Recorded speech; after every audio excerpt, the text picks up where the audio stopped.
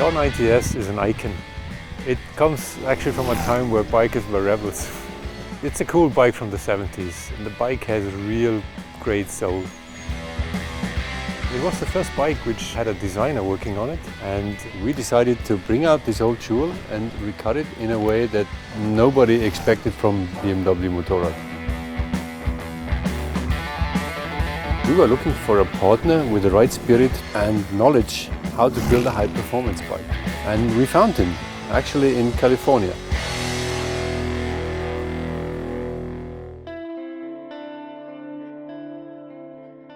I grew up in Long Beach in Southern California, and I think that the culture I was surrounded with has a big influence on me today. Motorcycles are a huge part of my life. It's really how I express who I am and what I'm about. It seems that no matter what I look at, it has an influence. And when BMW approached us to do the R90S homage project, I was really excited about it, but at the same time, I was also very curious as to where we would start and where they wanted us to finish up. I mean, the biggest challenge was we needed to convince Roland Sands to build this bike for us. I thought of bringing over some sketches to him, but then we got to bring him a prototype of this bike. 1 week later, we were there in California with a bike, and he just started doing burnouts in the yards. And then he came back and his eyes were just beaming, and that was it. It was just such a spectacular, crazy moment in this project. With what BMW has going on, it's like a whole new level of design, and we're looking at incredibly reliable bikes paired with beautiful function and form.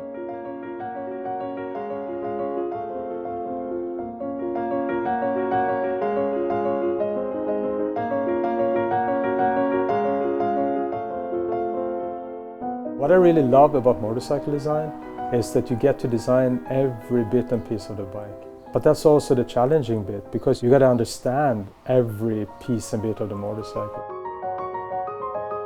When you're working on a motor, you got to know what goes on inside of it, otherwise you can't really design it in an honest way. And that's the quality I see within my team.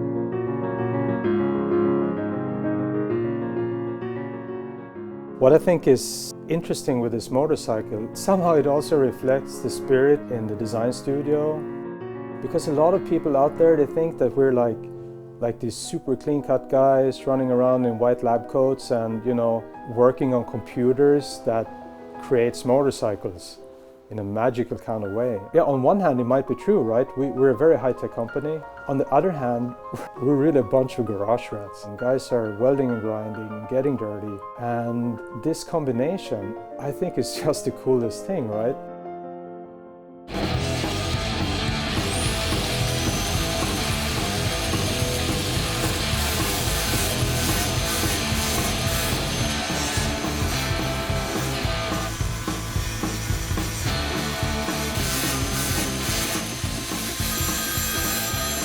Yeah, hello.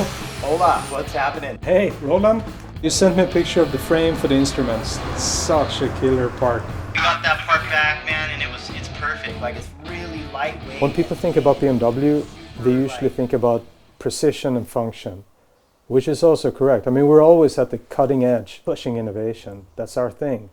But this bike is a bit different. This bike is about heart and soul and garage spirit. This bike is all about emotion. I wasn't expecting it to. What I really like about this bike is that mix between old classic style and new technology.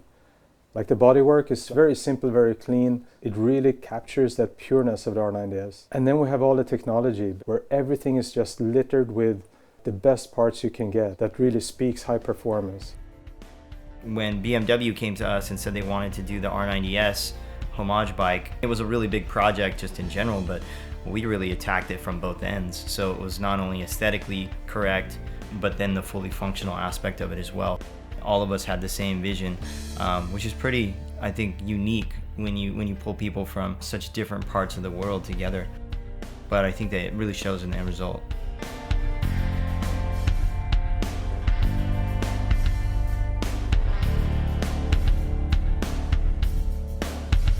I think for me, a motorcycle is easily the purest execution of an idea, it's all exposed, you know? The engine's all out there.